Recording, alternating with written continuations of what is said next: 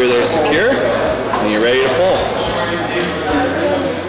Southwest Tech hosted its third annual Ag Day on Wednesday, September 19th. It was an opportunity to showcase our agricultural programs to area high school students. More than 210 students from 13 school districts within our service area attended the event. We also had school administrators, teachers, and guidance counselors in attendance as well. The day's goal was to educate the students on all of the agricultural training that takes place on campus. The students were rotated through a series of 8 workshops, ranging from drone simulation to ag mechanics and calf birthing, among others.